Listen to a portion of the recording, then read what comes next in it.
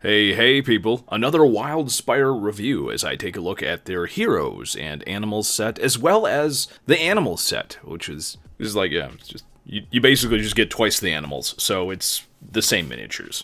The heroes and animals set is quite impressive. You get a wide variety of bizarre PC characters, some of them quite nice, others of them not so nice, frankly. And the animals one might be more useful because it has twice the animals, which could be very helpful if you're much more interested in getting animals rather than potentially unusable PC character miniatures. And a lot of these animal miniatures are very useful.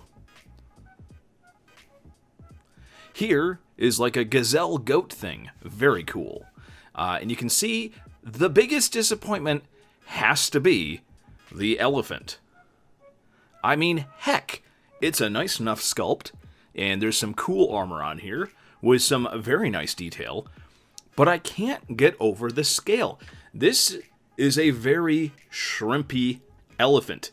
Elephants are simply much bigger in scale than this thing is. The little miniatures are great. I especially like the cat and the jackalope. Some pugs, apparently, sure, why not? The little gibbon there is a nice miniature. Don't see many of those around.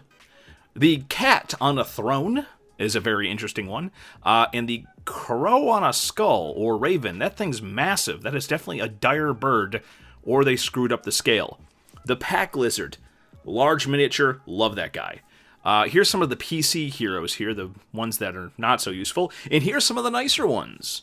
Oh, I gotta like that librarian with the gun arm if you're running a game that has some sort of Eberron technology or something like that.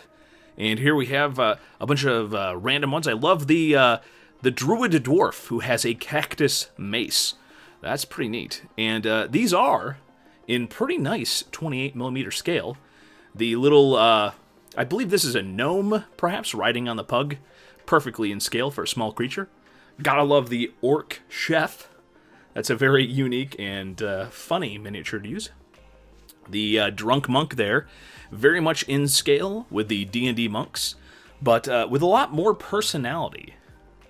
And I do enjoy the pose. And we have the various other things here. I like the Dragonborn smithy guy. We have the cowbell minotaur.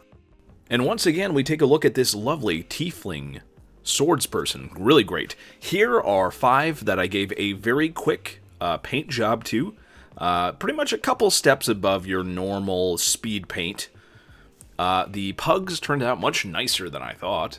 The pack lizard, probably the most useful, turned out very nice. And the orc chef, I like his accoutrements are very nice. And here we are here. I kind of figured out where they got the inspiration for this one. And yeah, an excellent model. Obviously, one of the nicer detailed ones. Some mold lines that I did not clean up properly. The cat in armor, very nice. And we can definitely see that these all turned out very nice. And now for some lovely 360 shots of all of them. Again, the tiefling that dies twice here, he's very nice, and as you can see, I kind of stole or perhaps was inspired by the color palette of a certain video game. I did not know that I was gonna like the magic user riding on a pug. I thought this was gonna be just a dumb miniature, but you know what? I really like it. The face got a little bit screwed up. I can fix that though. The chef with the frying pan, the classic improvised weapon. Ever since the cast iron skillet was invented, people have been using it for a melee weapon. This is a fun sculpt. And of course, the armored cat. Because if you're going to have your cat go into battle, then you might as well make sure it's armored. I greatly enjoyed these miniatures.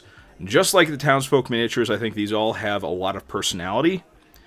But I won't lie to you, there are some hits and there are some misses here. And you'll just have to consider if you want to pay for the ones that perhaps you'll eventually have to sell on eBay or something like that to try to recoup your losses, perhaps. And, you know, the animals pack is very tempting. But again, you get duplicates of a lot of animals that I'm not sure if everybody is going to find useful or not. So again, cheap miniatures, especially if you happen to find them on Amazon with the little Amazon coupon you can check to get extra savings.